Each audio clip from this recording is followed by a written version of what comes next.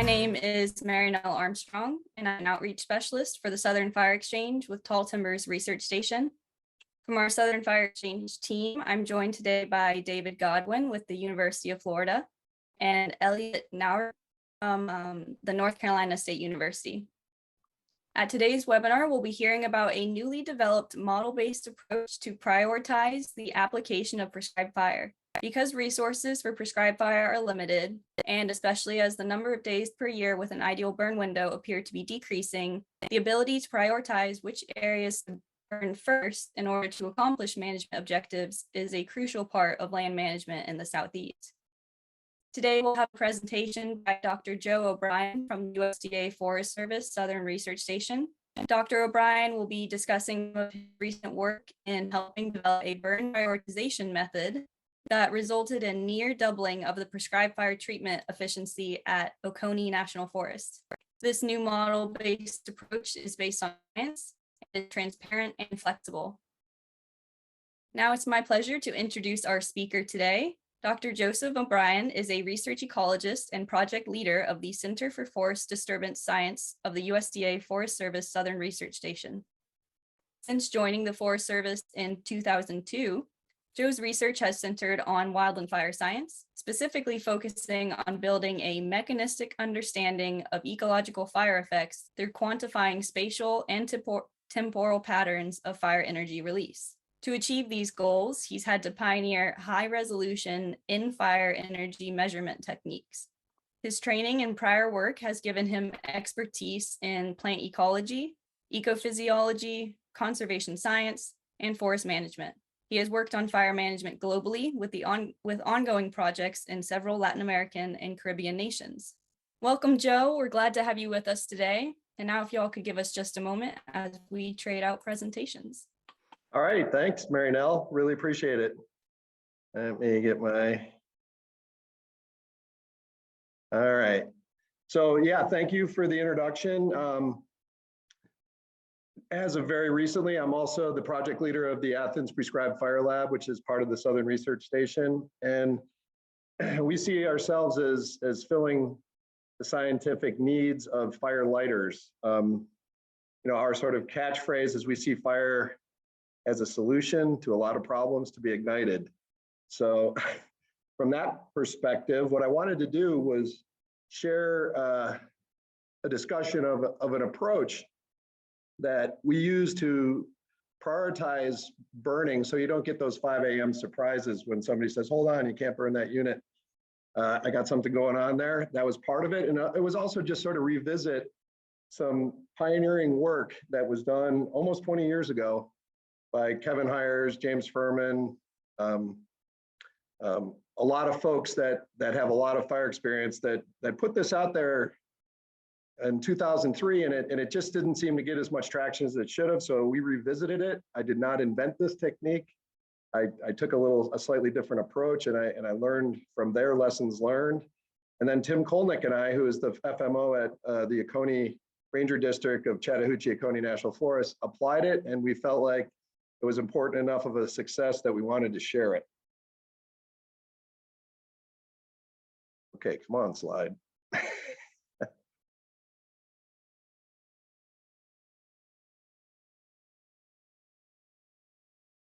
All right. So what I'm going to present today is it's not specifically a tool. It's more of a conceptual model, a way of thinking, and it's a way of positioning yourself to take advantage of existing tools, building tools, but it's more of an approach or a technique. And what it really relies on is leveraging spatial information about the landscape that you're trying to apply fire to, and then consolidating and building a consensus among potentially conflicting management objectives.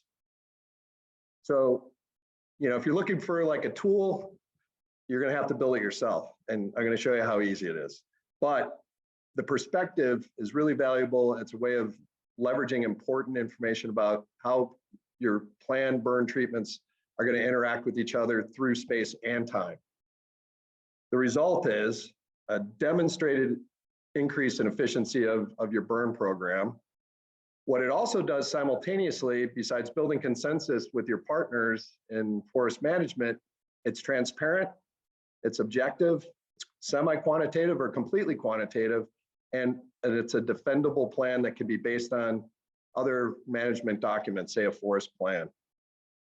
Another thing that we have sort of been developing off of the original model is using this approach to game scenarios. And I'll talk a little bit about that, what I mean by that. So as soon as complications or additional objectives start getting laid on top of a burn program, we can actually look at what the impact of that will be on efficiency and effectiveness and what the ultimate effect will be on your treatment. So standing on the shoulders of giants. So Kevin hires, and I learned from speaking to him, was actually hired by James Furman at Eglin Air Force Base way back when in the early 2000s to develop this approach. Eglin Air Force Base is a large military reserve in the panhandle of Florida, home to some of the largest tracts of high quality longleaf pine stands in the eastern United States, in the world, I'll say. And they have an extremely complicated mission there. It's an active military base. There's a lot of military, Department of Defense training, weapons testing, et cetera, but they get a lot of wildfire ignitions, but they also use fire to both manage natural resources, mitigate risks from wildfires, very complex. Big landscape, about 200,000 hectares, 500,000 acres roughly. And so what they did was they set out to build a strategic and spatially informed strategic burn plan. And so this is outlined in this paper. It's in Conservation Biology 2003. We're going to have a link to it. But what I learned from observing this in effect when I was burning at Eglin Air Force Base and talking with Kevin and Brett Williams and James and others, and it's been applied here and there across other regions. I believe Blackwater State Forest has used this technique. It's another big state forest in Florida. But the main thing I observed from the application of this model was, one, the efficiency increases. Eglin Air Force Base actually doubled their treatment effectiveness. They were able to restore 50% more of the landscape to a high quality condition using this technique. And speaking with burn bosses and prior to briefings in the morning before a fire, you don't get those emergency calls saying, stop, we marked that stand, can't burn it, you're gonna have to change your plans. So all these things add up to both reduce the stress of the burn boss, increase the efficiency of the program, and then also provide you some backup if somebody questions your rationale for why you're burning. So the Eglin model, the original model, was very complex, and you kind of liken it to the kind of complexity you see here. They're building the Webb Space Telescope. This is a NASA photo I stole from the internet. And sort of the approach that I took after observing their success, and then the sort of lessons learned that they had over 20 years was, I took the sort of shade tree mechanic approach, coming at it from the opposite end. So, they had a very complex landscape. They didn't have a lot of resources or a lot of information assembled, so they had to assemble it themselves. They had many competing management objectives, but in many cases, you have much fewer conflicts. You have less available data or mature data that's available. And the key thing about this photo is, okay, the NASA folks, they got state-of-the-art tools. They got a $1 trillion budget or whatever they have. These guys on the lower right here are building a high-performance machine with readily available tools. And that's sort of what I want you to take home from this picture, is that it's not that they're building a bad product with low-quality tools. They're building a really high-quality product with available tools. And that's sort of the approach I took.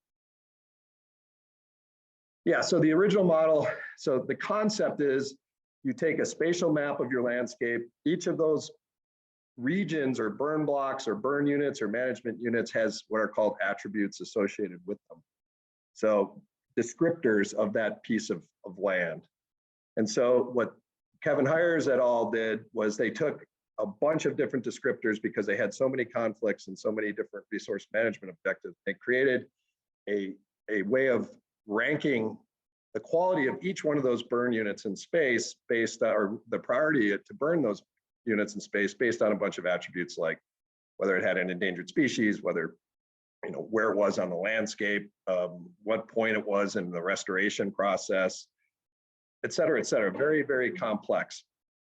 And there was interactions among these variables, and there was a very sophisticated ranking process. And what this shows you is that, yes, that end of the spectrum of complexity is very powerful. And this is still available. Like, you can still do this if you want to or if you need to. What we learned from observing them over the years is that subsequent iterations, where they revisited this model after their successes, after they're building on successes, the model became like simpler and simpler and simpler until the final iteration of the model only had 4 variables. And that's what I learned. I'm like, what if we start from there and apply that strategy? And what comes up again and again and again, both with Eglin Air Force Base and the times I've used this approach in other landscapes, is that time since fire ends up being one of these umbrella variables that emerges again and again and again. So we're working in fire-dependent ecosystems. Fire is a process, it's a repetitive process.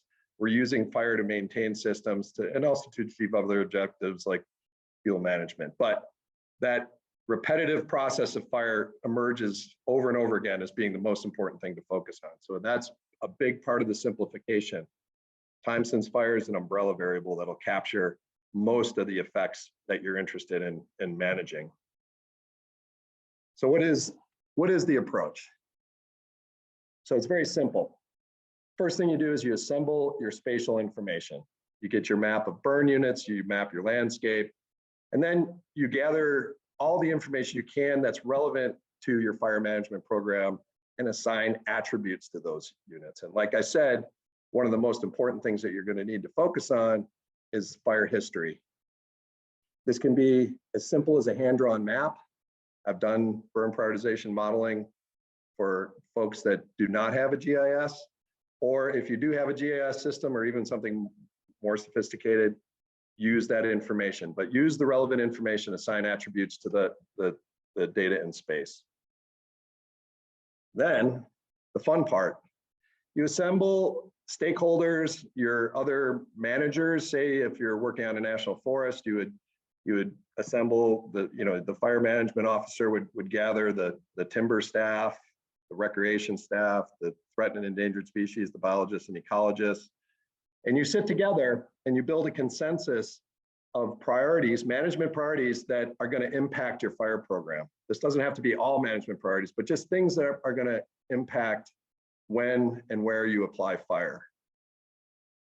When you're building a prioritization scheme using this approach, it's a zero-sum game, meaning there's going to be winners and there's going to be losers. There must be compromise. Everybody's objective can't be the most important.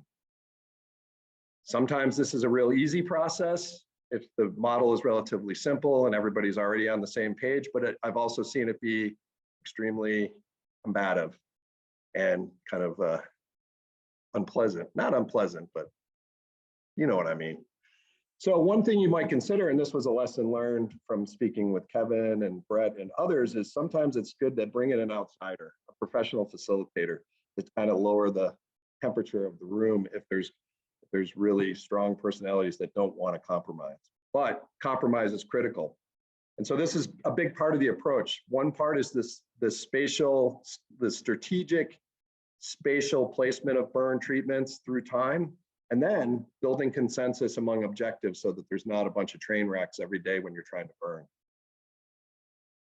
So, and we'll talk about this, you build the model. And when I say model, it can be as simple as a spreadsheet where you're adding priorities and then ranking them based on the sum of the priorities.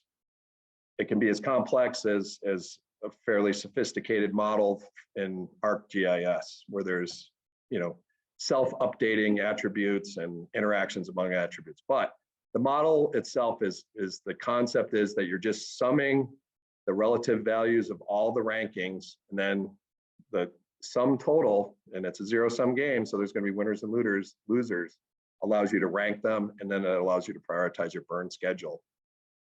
Another key thing that relates back to the spatial arrangement and the spatial plan of how you're going to treat or use fire in the landscape is there's this concept of building off the black. We'll talk about that a little bit more, but you use your prior burns to leverage resource efficiency. So, reducing holding, personnel because one entire side of a unit has already been burned. So you need to think spatially and you need to think temporally. So you're trying to space your units in such a way that you're going to be efficient, but then you're also going to burn them in sequence in such a way that you'll actually begin to build a safer landscape, making it easier and easier to burn. There's a lot of other reasons to do that. Starting, and we'll talk about this a little bit later, but building that black across the landscape allows you to start treating more and more difficult to burn units. So you constantly update your maps. So as you burn, you update. Periodically, it's important to revisit your stakeholders who might have conflicting objectives, make sure everything's still on track. You want to revisit your stakeholders before you start burning too, after you build your map, before you light your first fire of the year, just to make sure everybody's okay. And like I just said, you need to update because these updates of success will change the priority ranking of the remaining units. So this is a system, and attached to the system can be different levels of technology that you can exploit. So the underlying principles, these are other lessons learned that I've picked the brains of James and Brett and Kevin Hires and others who've used this approach. The underlying principles, there's several of them that I've kind of put together here. One, zero-sum game. Zero-sum game means you start off with 100 points. If I assign 20 points to some objective, that means there's only 80 points left to assign. You can't have equal, there's got to be winners and losers. It's unfortunate but true, but this is true when you're building your rankings and your priorities, and it's also true when you're executing your burns. You have to really exploit that ranking system to be efficient. One lesson learned, and this is more of a philosophy as well, is never trade a good acre for a bad acre. Or if you're somewhere else in the world, a good hectare for a bad hectare. So if you're losing good quality habitat or areas that you've already treated for fuels and fuels are accumulating because you're trying to attack a very difficult to burn unit, you're making a mistake. You're losing ground. You're actually, the end result is not success, but backtracking. So we use this principle of reverse triage, and it's the principle of triage in medicine is you immediately treat the most critical patients first. Some patients are beyond help. Other patients are left to wait. We kind of flip that around. You want to always hit your easiest to burn units, which are generally the highest quality units first. So you want to never trade a good acre for a bad acre. You want to get as many acres burned as quickly as you can. One thing we've also learned is that when you have a target fire return interval so in the Southeast, many of our systems require very frequent repetitive fire on the order of 2 to 3 to 4 years. There's a window where if you let it go beyond a certain point, fire no longer will be effective at getting the results that you want. Identifying those and maybe modifying your prioritization so that you're catching those stands that are at a tipping point before they shift into a very difficult to treat stable state, alternative stable state. That's one thing you can think about. But the key is go back to number 2, never lose ground. So just never lose ground, but you can be informed by states that, oh, if we catch that stand right now, we might push it back to a point where we don't have to worry about as much if we miss a burn opportunity. And once again, this is really critical. The spatial patterns of prior burns are leveraged. So you're going to use that landscape and you're going to be very strategic about how you sequence your burns in order to increase your efficiency and reduce the risks associated with fire. And the kind of catchphrase that I've always heard is build off the black. And then once again, I'm going to say this over and over again, the fire history is an umbrella variable. It's a proxy for fuel loading. It's a proxy for habitat quality. It's a proxy for a whole bunch of things. And oftentimes it's a proxy for how easy that unit is to burn. If it's in high quality condition, that means it's been burned repetitively through time. So there's a lot of reasons to use the time since last burn and the number of times a stand has been burned as a very important variable when you're thinking about prioritizing. So here's a simple example that I used on my hunting lease with me and my buddy when we were decided to burn our landscape. So this is the ultimate in simplicity for this approach. If you look in the center here, there's two stands of pine that we wanted to burn right in the middle of the unit, because if we got these two units black, then the subsequent years when we were trying to burn these other units, we'd be able to burn on an east wind, a north wind, or a south wind, and we would have some non-receptive, holding issues in the middle of the unit. So you can think about that landscape as having a core, and if we blacken that core, that gives us a lot more freedom and opportunity to treat those other stands without being so reliant on a particular wind direction. Let's get to a little bit more complex model and sort of really why we're here. The Oconee National Forest model. Brief backstory, the Athens Fire Lab and the Chattahoochee Oconee and Region 8, we've been supported both financially and in terms of opportunity by Region 8 Fire and Aviation Management and through operational access with Chattahoochee Oconee. Over the years, they've really given us a lot of opportunities to build our science and experience with access to fire. We actually act as militia for them. And we wanted to do something easy and useful to them to pay them back and just sort of try to be a good partner. And so the first thing I thought was let's experiment with the burn prioritization model for the Oconee. They were coming up with some issues there that seemed like it would be ripe for testing. So we used the KISS model from engineering. It's keep it super simple.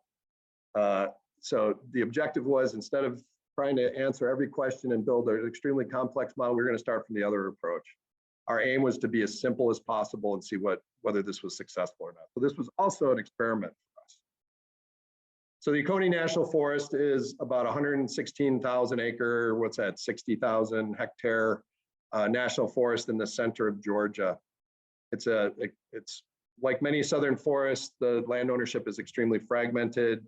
There's multiple competing land use objectives among the non-federal landowners surrounding the unit, and within the forest itself, they have timber management, they have some endangered species, they have recreation, they have a lot of objectives that are influenced by fire.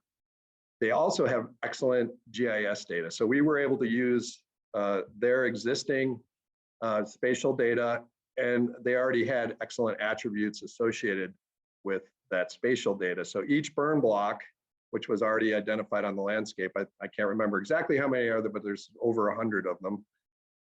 They had fire history, they had presence, absence of different threatened and endangered species, they had what the timber management plans were, they also had archaeological information, et cetera, et cetera. So we had a large number of attributes to work with, and so we met with Tim Kolnick, who is my partner on this presentation, although he can't be here, and sat down and said, what are the big sticking points for your fire program?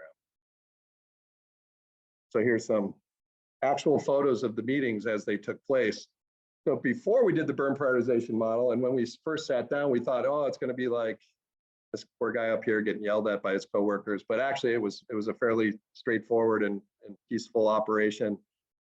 These are not actual photos of the meetings. These are stolen from the internet. I apologize, but we're not making any profit off of this. So anyway, the stakeholder meeting in this case was very easy. Everybody got along. Everybody understood the fire management objectives. They understood how they could dovetail their needs into the overarching needs of the fire management program. So that was a kind of a best case scenario, but it can often not be that way. So from the stakeholder meeting, we came up with these 4 variables that were going to drive the prioritization of that landscape. Time since fire, as I said, that was my input to the meeting. We have to have that variable in there. It's got to be one of the heaviest weighted variables. And so what you're looking at here is a weighting scheme. So we chose 100 points just because it's easy. You could pick whatever number of points you want, but then we had to divvy up those points among these objectives. And so you see we have two objectives that appear to be tied, but you'll see how that works out when we look at an example. So we applied 35 points of the total to time since fire and 35 points to red cockaded woodpecker. Then the synthetic unit, burn complexity, or I shouldn't call it complexity, but burn difficulty. This was where the experience of a burn boss can really play a big part in how these models are developed. This is a multivariate conceptual model that Tim Polnick came up with based on his institutional knowledge of burning across that landscape for 15 years. And so there was the burn complexity component, and then there was timber management, which is there was a planned timber sale. They were getting ready to, if they were planning to mark trees, and once trees are marked, you can't burn it. So here's how we broke down the rankings within each of those those four overarching variables. So time since last fire, number of years since last burn. This variable is actually a little bit more complex because we also considered how repetitively that site had been burned. But just to keep it simple for this presentation, if a site was burned last year, there's no fuel, there's no point to try to burning it. So it got no weighting. So that 35 points was erased. If it had been burned 2 years ago, it would be like, yeah, if we can get to it, that's okay. So it got 70% of that 35 points. You do the math for me. If it had burned 3 years ago, which is the target rotation for this landscape, it got 100%, meaning all 35 points were assigned to that particular unit, et cetera, et cetera. So you see, red cockaded woodpecker was a trinary variable. If there was an active cluster present and they require frequent fire for success, and that's a management objective for that particular species, it got all 35 points. 60% of those points if there was an inactive cluster present, meaning that it's probably good habitat, but the birds just didn't happen to be there. And if there were no clusters there, that particular unit would get no points from the red cockaded woodpecker column. Timber management, if there was a planned sale, all 15 points, that's a binary variable. They have to burn it before they mark it. So if there was a planned sale, 15 points. If there was no sale, no points. And then finally, the easy, difficult, hard, burn.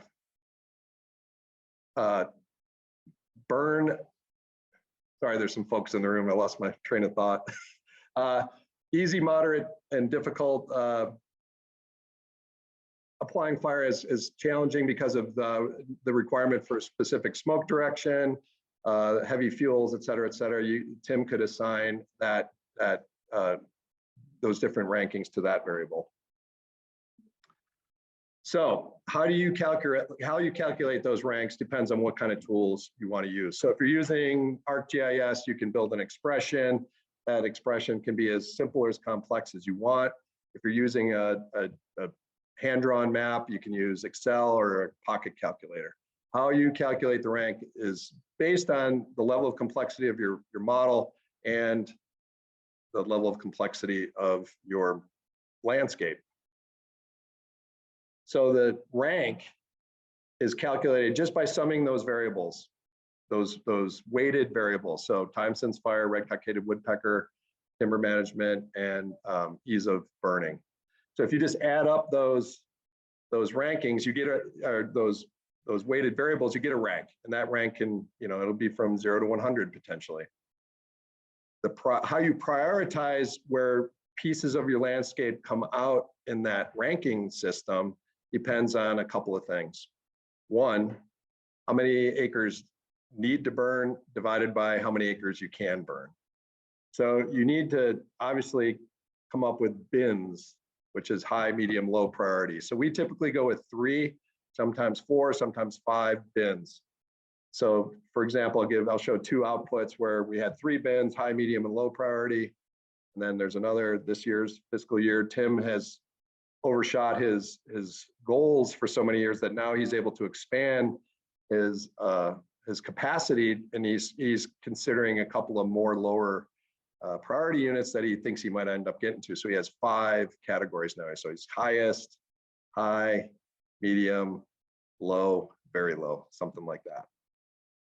Now remember, the model that I just presented doesn't, the ease of burning kind of incorporates that concept of building off the black. You can explicitly account for that as well. But in our simple case with the Oconee, Tim knew that he was going to build off the black. So he used that in his ease of burn categorization as well. So this was from, I think, 2018, the first year we tried it at Oconee. And this is just a portion of the forest.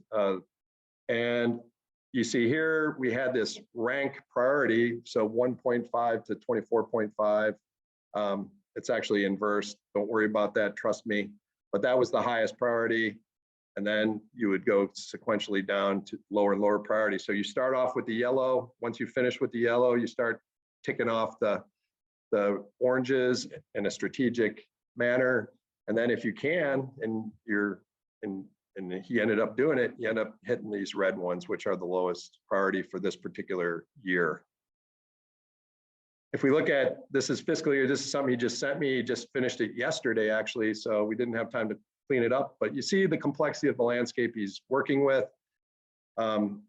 Prior to the development of this model, he was burning roughly 15,000 acres a year, that's 7,000 hectares. But after applying this principle in this model, two things happened. One, he doubled his acres consistently, so he went from 15 to 30,000.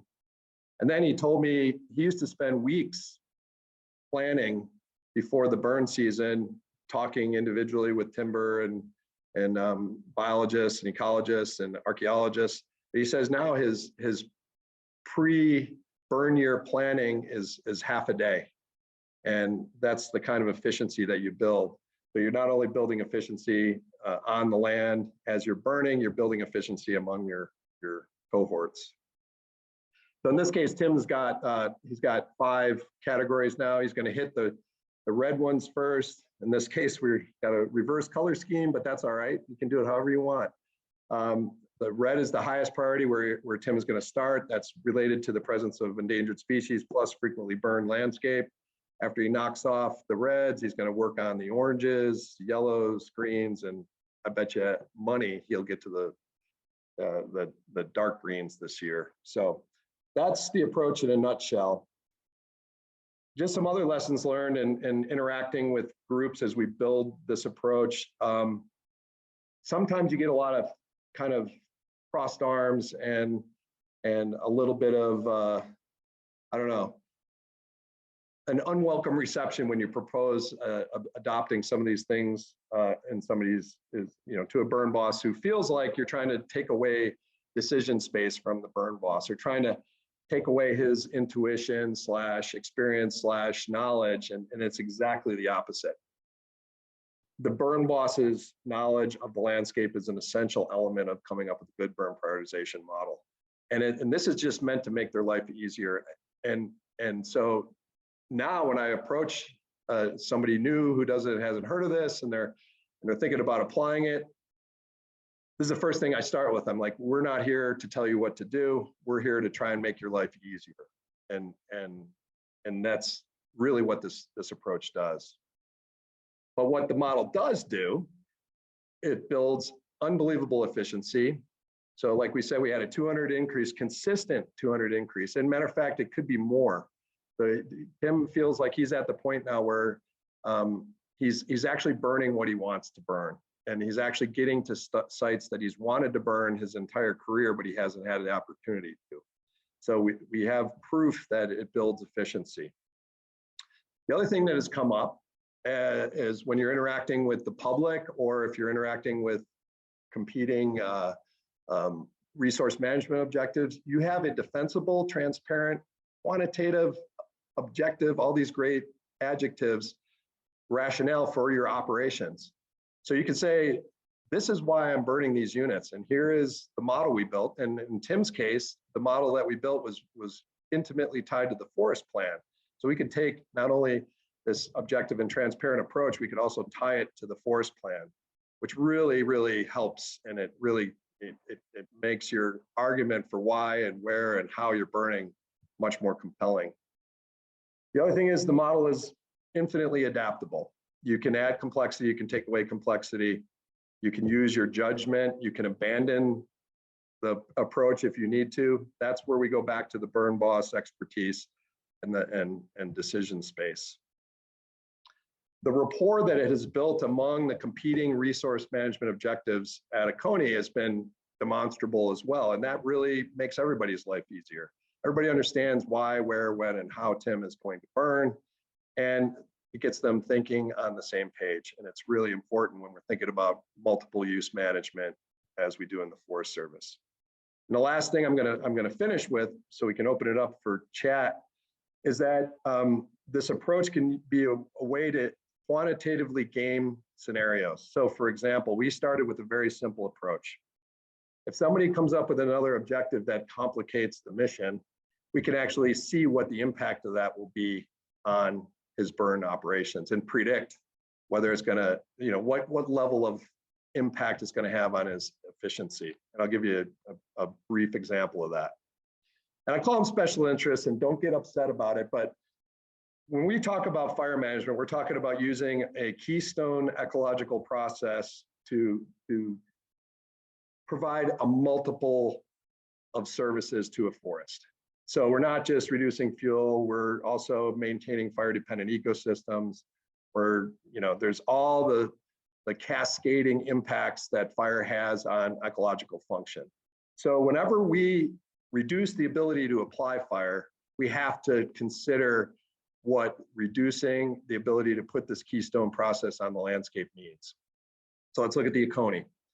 2 to 4 year burn interval is kind of like their window of optimal treatment intervals, 116,000 acres, roughly 30 burn days a year, and 1 unit per day. That's pretty typical. Sometimes they can get 2 a day, but typically just the amount of planning and prepping and the amount of personnel that they have, they can usually only burn 1 unit per day. So that's the zero-sum game space again.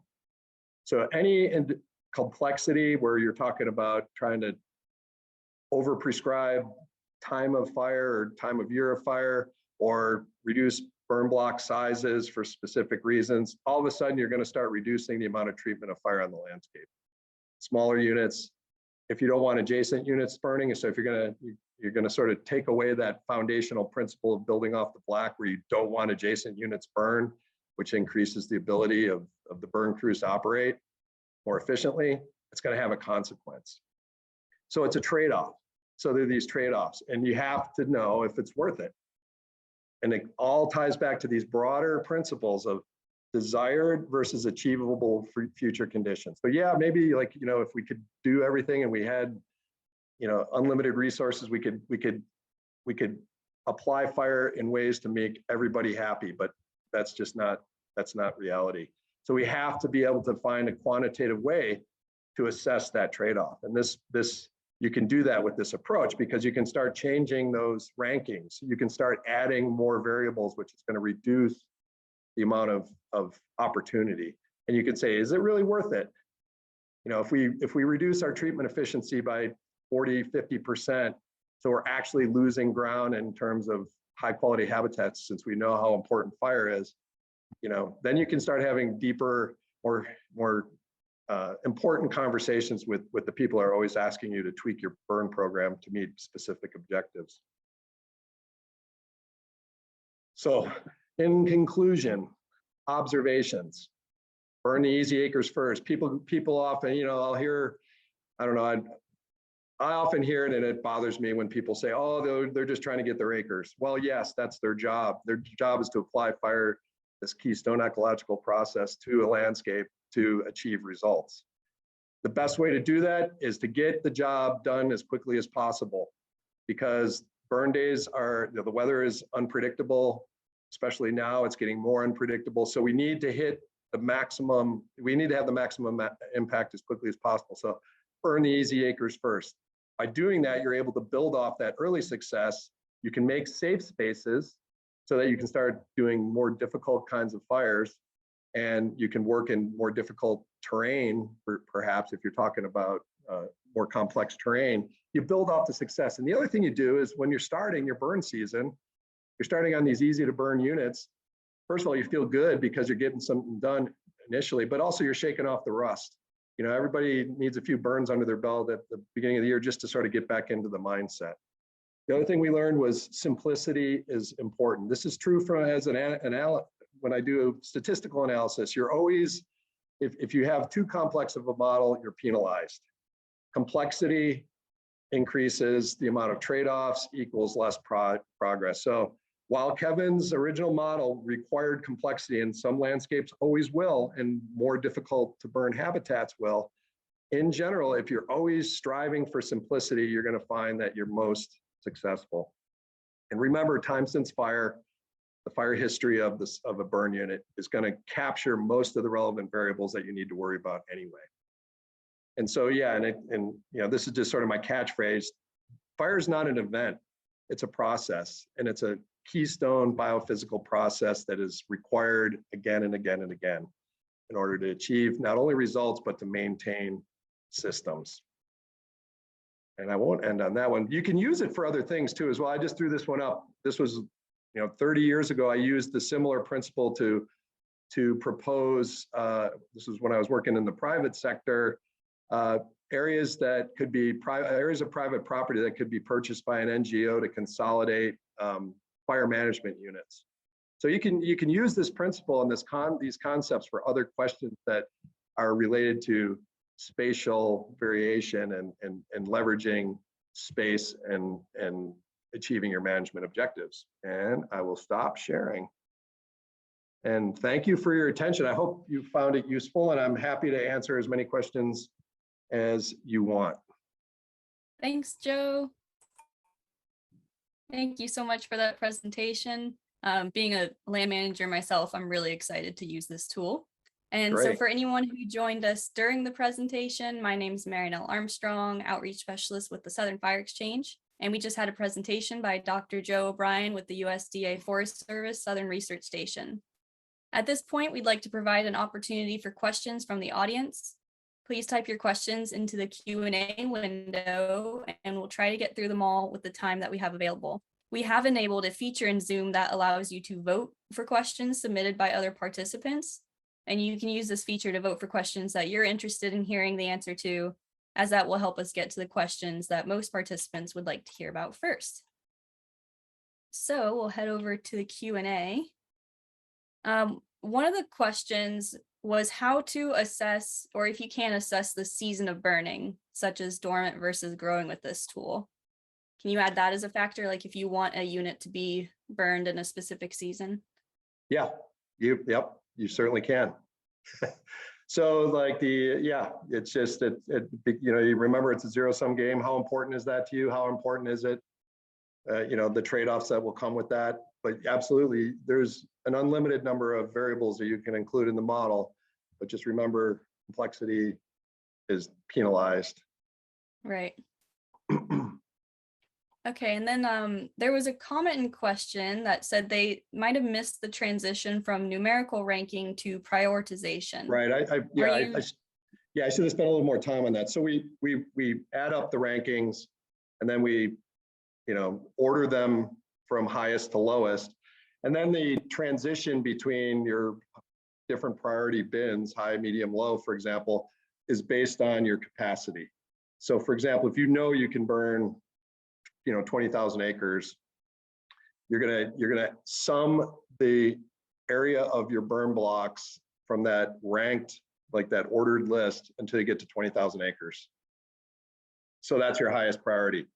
If you think once you bang those out, you can get another 30,000 acres or 10,000 or whatever, you start building your bins that way. Mm-hmm. So you know, basically you order them, and you don't have to do it that way. That's just how you sort of map the units. You can, once you rank the or order them in terms of ascending priority or descending priority, I guess, and start at the top, you're just going to start with those highest ranks first and move down the list. And you'll find that if you've used the right techniques, you'll get sort of a steam, like a snowball effect, and you'll get more and more burning done. Is that clear? Does that make sense? Let's see. If I had a whiteboard, I could do it, but. Yes, he says it is clear. Thanks, Rob. Okay, yeah, sorry about that. And then so someone else asked how widespread the model is, and that was a question I had too. I was wondering if there's been any agency interest in using this. Yeah, there is. As a matter of fact, that's kind of coincident with this webinar. There's been a lot of interest in using it for both prescribed fire and wildfire objectives. So yeah, I think it's gaining traction. There's enough on the ground users out there that are talking about it that, you know, and it's just, you train the trainer. It's a simple process and people can adopt it on their own. But yes, there is interest in the Forest Service anyways, and definitely in Region 8 and probably in other regions as they hear about it. And I just saw a quick thing I can answer really quickly. I saw timber management, that acronym that TMGT was timber management. And it goes back to that idea that if they make a timber sale and they mark timber, they can't burn it because that would alter the potential value of that stand. So that's why that timber management was important for Oconee. Gotcha. Thank you. Okay, so Alan G asks, how does difficulty and time since burning interact in this approach? For difficulty, includes heavy fuels, which may directly relate to time since fire. So units that need burning to reduce fuels may be ranked lower because of the increased difficulty. And any advice on how to adjust priority planning for that issue? Right. So, it goes back to this reverse triage and this sort of, it's counter to our principles as land managers or just as people. We often want to tackle the hardest problems first and get it over with, or maybe we feel like that has the biggest impact. But the approach that we've learned is that those stands that have not seen fire in a really long time, one more year without fire is not as big of an issue as those stands that are either at a tipping point, going from easy to burn to hard to burn, or those stands that are very easy to burn that are high quality habitat. So it's like, don't trade good acres for bad acres. But then once you realize that if you include a little bit of spatial strategy, you might be able to surround those heavy fuel units with black, and then you're able to have a lot more latitude in terms of your prescription window or just wind directions or whatever, to be able to treat that unit that would traditionally have been very difficult to burn. But if you start focusing on that unit, or resources are a zero-sum game as well. So if you're using up most of your resources on hard to burn things, then you're leaving most of your landscape untreated. It is, the sum of the impact is greater than the effect that you had. So I don't know if that's clear, but don't treat the hard acres first, treat the easy acres first, because that will, and it's been proven, will give you more ability to treat the hard acres. The other thing that, I heard James Furman say, there are certain areas on the landscape that you may never be able to treat. And this is a way to prioritize those, where you're just gonna, it's just a system or a habitat, or not a habitat, a situation that applying fire is impossible. And so identifying those and mitigating that can be useful as well using this technique. It's not necessarily related to applying prescribed fire, but at least you're identifying spaces in your landscape that you need to mitigate in other ways. Yeah, and I had a question kind of branched off of that. So there are like burning off the black versus having more edge effect. So it's kind of a conflicting thing where burning off the black is easier. You can probably get more acreage. You have different weather windows. Your burn window might open up. But then there's also advantages of having that spatial heterogeneity and having those edges for the species that like it. So would you just put those two in as two different variables? Okay, so weight them? Philosophically, I would say that is something you worry about later. Okay. So if you look at the Oconee National Forest, it's already a fragmented landscape. So there's already built-in spatial heterogeneity because most of the lands adjacent to it aren't being burned at all. So there's already a lot of pyrodiversity intrinsic to that landscape. Understanding that repetitive fire and applying repetitive fire is sort of like the 800-pound gorilla. It's the most important thing. Tweaking that later on, once you get to the point where your whole landscape is at a rotation where you're comfortable with, the fuels are under control, you're actually then able to add variables in the future to start tweaking that. So what is, that's that trade-off, like worrying about adjacency of, burn units versus the ability to apply more fire. So even, like Georgia, let's take the state of Georgia. The statistics I saw were we're only treating about 6% of the fire dependent ecosystems with fire.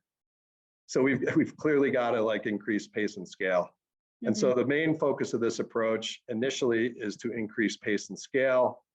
Subsequent iterations, you can start increasing complexity, tweaking it to increase biodiversity at the fine scale, address some of those things. I'm not saying those things aren't important, but it's like there's bigger issues like complete lack of fire versus tweaking when fire is already present. That's, that's what we've learned. I gotcha. Okay, so then there was a question about GIS. The system that you describe, this is a question from Steven. He says, Joe, this was great. So thank you again.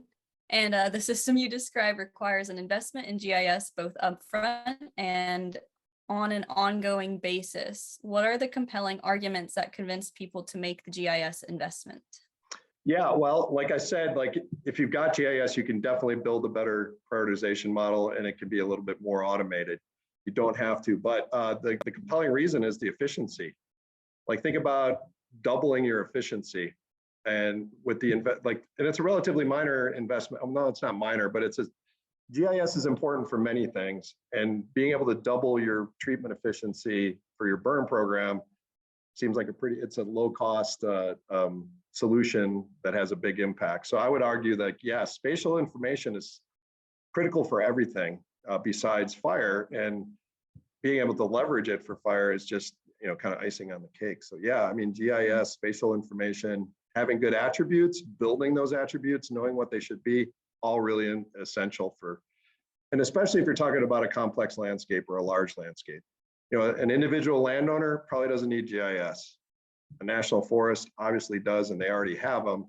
Other agencies that are kind of in that, kind of between that scale, I think the bang is worth the buck. Right, but this model can be used without GIS. Absolutely. Right. Yeah. Okay. It's that's what I mean. It's kind of like it's a conceptual model. It's a way of thinking. It's a way of planning, but it benefits from, obviously it benefits from GIS, especially in complex landscapes. Awesome, thank you. So we got a lot of questions in here. We'll try to get to as many as we can, and any other ones we can we can maybe get to Joe, and I'll be posting his email later too. So any question we don't get to, feel free to reach out to him directly. But while we got some time, Peter asks, can you expand on how the average number of burn days can be used with a prioritization scheme? That's a great question. So some of the nuance that you can build into the model would be, say you have specific issues with wind direction. So for example, you might have a smoke sensitive community located in the middle of your landscape. You can use probabilistic predictions of wind directions and how many of your burn days have wind directions from this direction for that area. You can increase complexity that way. What I think about it most is that really kind of puts the guardrails on issues that might complicate your burn prioritization model. So for example, you got 30 burn days, you can do roughly one burn block per day of that 30. So you're talking about you're able to burn roughly 30, maybe 35 landscape units that year. If you start dicing them up, you're not going to be able to, you're going to be starting to lose ground. Weather, yeah, I mean, it's just one of those things where you can use weather attributes in your model. So if you know that there's an area that requires one specific wind direction, and that wind direction pops up in the forecast, you could connect this model to a forecast, for example, and it would shift the priorities based on, okay, here's, if we burn this one on this window, it's going to open up this whole area to being easier to burn, things like that, and that's where local knowledge comes in. Okay, I think we have time for one more. So we'll mix it up because it's always fun to talk about the new toys that we get to play with. Have you seen the use of drones increase burning accomplishments? Absolutely. Yeah, no question. they're being adopted widely by the Forest Service. And you know, anytime you can, when you have aircraft, which is one of the most dangerous parts of fire management, if you can get, you know, as they say in the aircraft, you know, lingo, souls out of the air, you know, that's a good thing. I think we're just scratching the surface of their utility. It's really good for mapping. It's really good for post-fire monitoring. Yeah, drones are here to stay, and I love them. Okay, yeah. And I want to try and get to one more just because I see that this one has a lot of problem. upvotes. And this one's a bit longer, so if you might want to pull up the Q&A just if it gets a little bit wonky. But okay, so it seems like this works really well for units that are relatively similar, like timbered stands on the Oconee. But what about having to prioritize units over multiple cover types, both forested and non-forested? If using any sort of complexity, it seems like grass would always win. Does this limit the ability to use complexity then, since those heavier fuel models will usually lead to higher complexity? Yeah, so it all comes down to your weighting, you know, like, so we started simple because we could, right? And you're right, the landscape is, you know, there's not a tremendous variety of cover types, and the objectives were fairly narrow. But if you did have a landscape that had a lot of terrain, a lot of elevational gradients, you would just have to change sort of your ranking of those priorities. And once again, this is where the decision space of the local person or the local burn boss comes in. Like, I can't tell you exactly how I would do it because I don't know, but you can definitely leverage those kinds of things. Like, say you got an endangered species that is going to go extinct on your landscape if you don't get a fire in there. Well, obviously you can leverage that as a very important variable in your model. And then as that species recovers, you can lower its value. I don't know if that helps, but it's just meant to be like, okay, we got to sit down, we got to organize our priorities, and then once everybody agrees on those priorities, we use them strategically. And I don't know if that answered the question, but that makes sense to me. It's a case by case scenario based off of it's like the incident command system. It's place priority. You can expand it and contract it. You can make it more complex or less complex. So yeah. Okay, well, that's all the time we have for today. If you'd like to follow up with Joe, his contact information is available on the slide. Joe, thanks again so much for sharing your work. I am super excited to use this tool. And thanks to everyone for joining in. And we hope that this webinar will be useful in your fire management programs. Have a great afternoon. Thanks everybody for listening. And I really appreciate the opportunity. Thanks.